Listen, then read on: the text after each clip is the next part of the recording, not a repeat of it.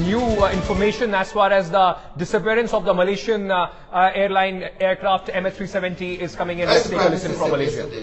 Up until the time the aircraft left military primary radar coverage, its movements were consistent with deliberate action by someone on the plane.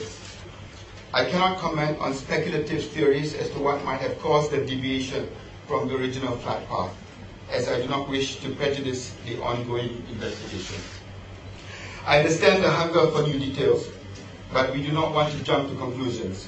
Out of respect for the families and the process itself, we must wait for the investigations to run its course.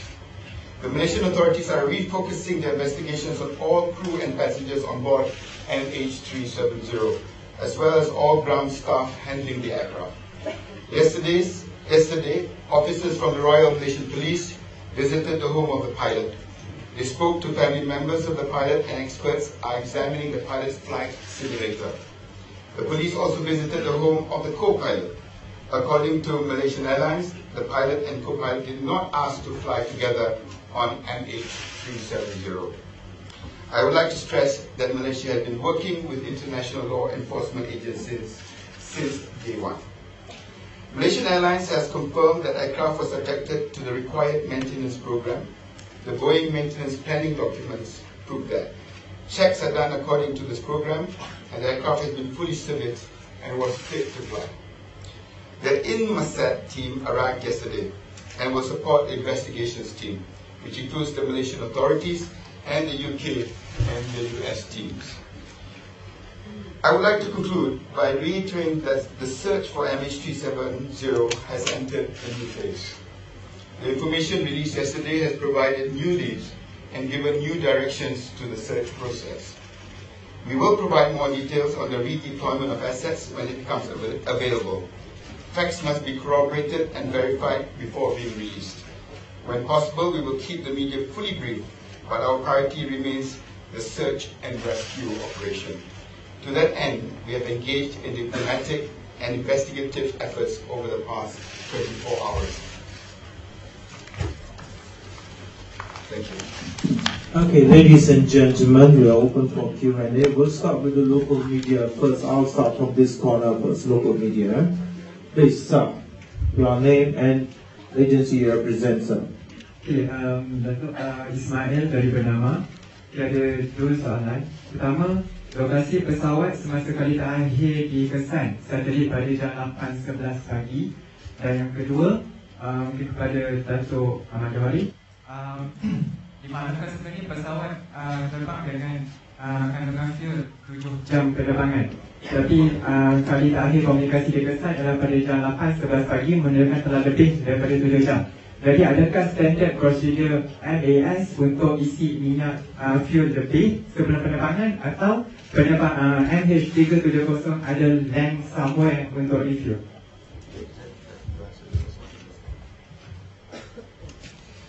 Dalam jasa kita, jam yang waktu yang paling akhir penerbangan mengikut apa yang didapat daripada IMASAT setelah jam 8.11 pagi waktu tempatan Malaysia. Dari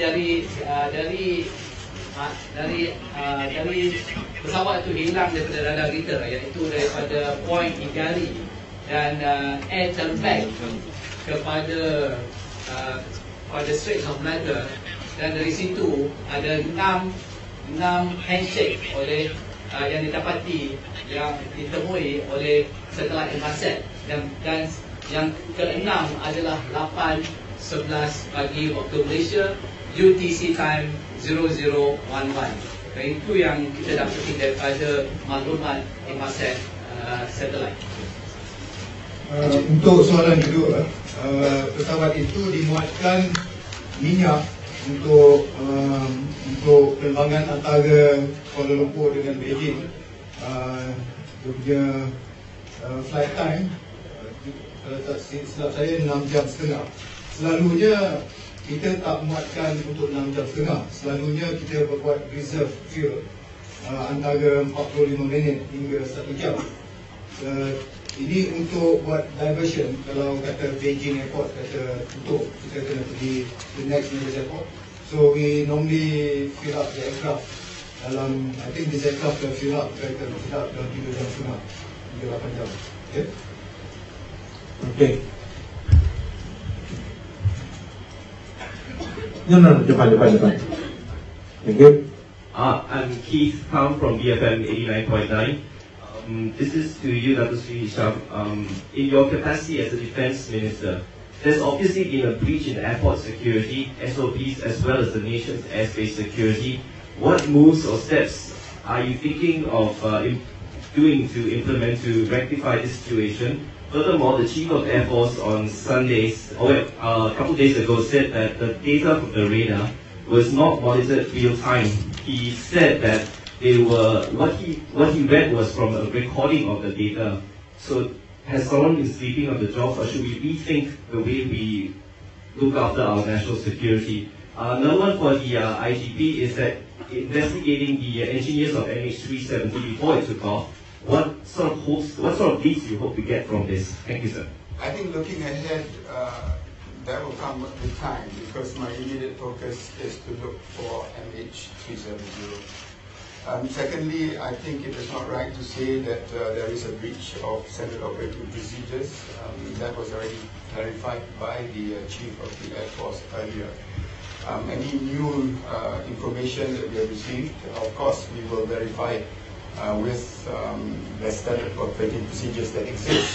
But like I said, this is an unprecedented case. What we are going through here, ladies and gentlemen, is being monitored across the world, and it may change our aviation history. I think it's lessons to be learned for everybody. The other question was related to the IGP. Well, as I said, the 4 areas of our focus on the investigation: number 1, hijacking; number 2 is sabotage; number 3, personal problem; and number 4 is psychological problem. That doesn't change, and that includes all the ground staff, everybody. Okay, please. Dr. Sri Sasha from the Daily Mail. Dr. Sri, what's the status of the background checks conducted on the passengers so far? Has there been any suspicious findings if anyone had aviation expertise that could have taken over the flight? And also on the flight simulator being seized, any findings on that? The Prime Minister mentioned yesterday the refocus because of new information of certain equipment being intentionally turned off. And I believe the police, the IGP himself, in the last 24 hours, as I stated in my earlier statement, have started intensifying the study. That doesn't mean that we have not studied the manifest list earlier, but Nancy, you could elaborate on that. Well, in light of this new development and the findings of the technical team, we have classified our investigation under section 130C of the Penal Code. This provides investigation into offense